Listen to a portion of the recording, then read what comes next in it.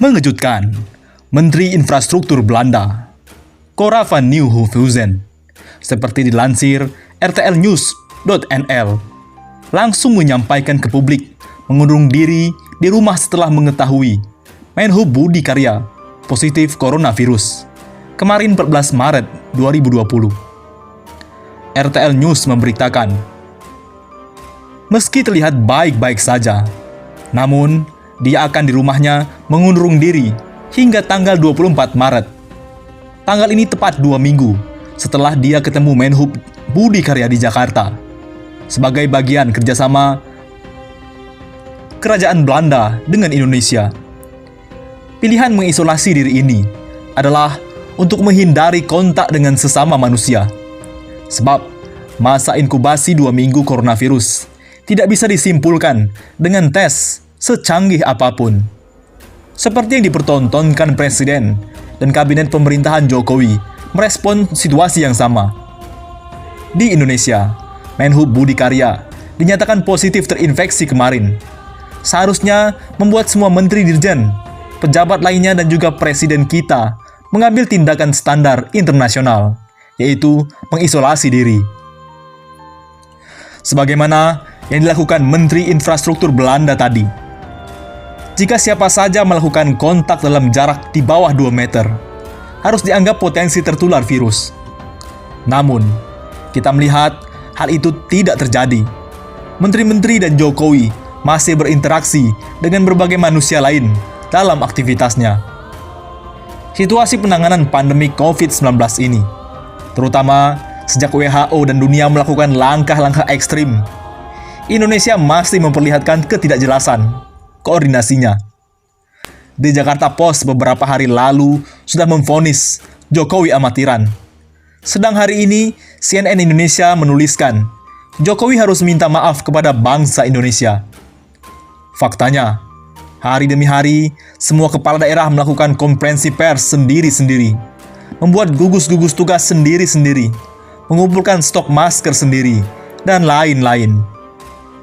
Ketidakjelasan situasi sampai saat ini terlihat dengan keputusan terakhir Jokowi yang menyerahkan urusan lockdown atau tidak hanya melalui pertimbangan kepala daerah. Sedangkan di sisi lain sebelumnya, kemarin Jokowi membentuk gugus tugas untuk memperkuat koordinasi dan sinergi nasional mengatasi penyebaran virus ini. Seharusnya hal itu bernuansa kontradiktif. Dalam penjelasan di Istana Bogor, Minggu 15 Maret, sebagaimana dikutip berbagai media, Jokowi meminta Pemda menjalin kerjasama intens dengan BNPB dan menggunakan anggaran efisien. Penjelasan ini tidak menunjukkan ketegasan apakah Doni Monardo, apakah sebagai kepala BNPB atau gugus tugas, dapat melakukan koordinasi lintas daerah atau hanya sinergi kerjasama saja. Sebab, jika misalnya satu daerah melakukan lockdown, pernyataan berikutnya adalah, apakah BNPB dapat menutup kota atau daerah itu? Ataukah gugus tugas yang baru dibentuk yang melakukannya? Situasi ini menunjukkan adanya kebingungan dari Jokowi dalam merespon situasi. Berbagai negara di dunia sudah melakukan lockdown. Sebagian lockdown ataupun menyatakan darurat negara. Darurat negara adalah beda dengan darurat bencana. Darurat negara bersifat nasional, sedangkan darurat bencana bisa bersifat lokal. Nah, Jokowi lebih memilih urusan virus corona ini diselesaikan secara lokal demi lokal. Dari penjelasan Jokowi di atas, di Istana Bogor, di mana Jokowi menekankan pentingnya menjaga pertumbuhan ekonomi, ada kesan faktor perekonomian kita dipertaruhkan dengan nyawa manusia yang mulai ketakutan dengan coronavirus ini. Padahal sesungguhnya, ketakutan rakyat kita atas coronavirus sudah dirilis oleh survei YouGov pertengahan Maret lalu.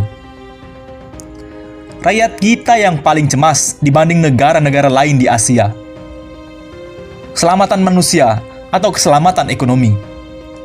Kita dihadapkan pada pilihan sulit, mau menyelamatkan ekonomi atau menyelamatkan manusia. Terkait pandemi coronavirus ini, memang kita tidak menafikan pentingnya ekonomi terus bertumbuh, berkembang. Namun manusia juga butuh keselamatan hidup. Fakta selama ini, kita bisa lihat kepala-kepala daerah panik sendiri mengatasi situasi pandemi coronavirus. Rakyat juga ikut panik karena kepastian informasi sulit dipercaya. Coba bayangkan dua hal ini. Pertama, mantan karyawan Telkom yang wafat di Cianjur 3 Maret 2020. Awalnya dinyatakan negatif COVID-19. Hari ini, setelah 12 hari meninggal, dinyatakan positif coronavirus. Butuh waktu menganulir hasil tes awal. Artinya, lama dan tes tidak begitu canggih. Akibatnya apa? Istri dan anak karyawan itu dinyatakan positif coronavirus. Lalu, bagaimana orang-orang yang berhubungan dengan almarhum? Padahal dia sudah berobat kemana-mana sebelum di rumah sakit Cianjur. Kedua, bagaimana mungkin seorang menteri Menhub terkena infeksi coronavirus? Bukankah seharusnya elit-elit negara lebih siap menangkal dirinya terhindar dari virus itu? Tentu saja, setinggi pangkat apapun bisa tertular virus corona ini. Namun, bagaimana membayangkan Menteri Perhubungan yang berkali-kali ke istana telah disensor thermal scanner bisa membawa virus ke istana? Bahkan, bagaimana dia membawa virus itu ke acara Indonesia dan Kerajaan Belanda? Melihat kasus Menhub Budi Karya dan kasus ex-karyawan Telkom di Cianjur itu, kita perlu refleksi bahwa fokus kita pada penanganan wabah coronavirus ini belum optimal.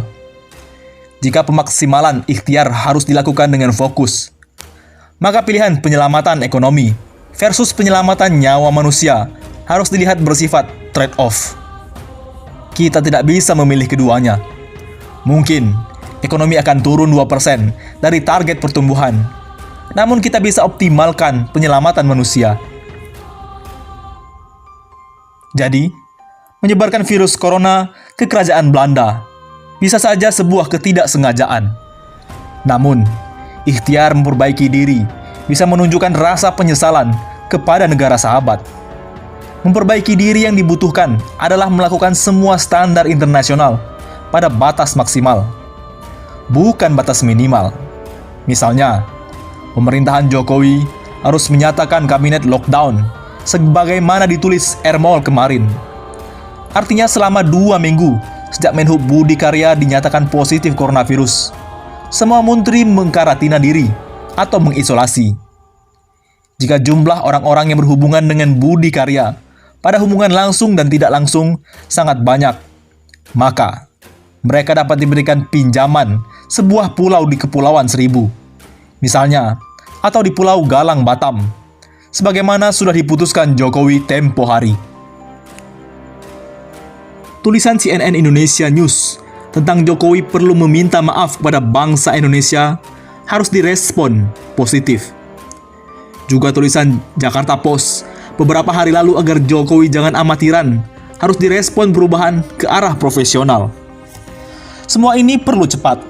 Pembentukan gugus tugas dan alokasi APBN 1 miliar sudah sebuah kemajuan.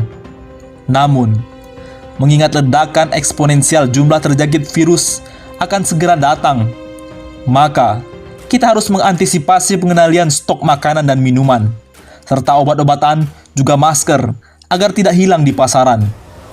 Memastikan anak-anak sekolah belajar di rumah. Memastikan jumlah pusat karantina cukup dan tersebar se-Indonesia. Memastikan perawat dan dokter cukup dan lain-lain. Tentara misalnya harus diberi wewenang menembak mati spekulan-spekulan barang yang selalu mencari keuntungan dalam kesempitan. Gugus tugas diberikan kewenangan pasti untuk melakukan koordinasi lintas sektoral dan daerah. Bukan seperti sekarang, masing-masing kota melakukan tugas sendiri-sendiri. Jokowi harus menunjukkan ketegasan maksimum dalam menanggapi pandemik ini. Tidak perlu ragu memilih perekonomian lambat versus nyawa rakyat. Bagaimana menurut pendapat Anda?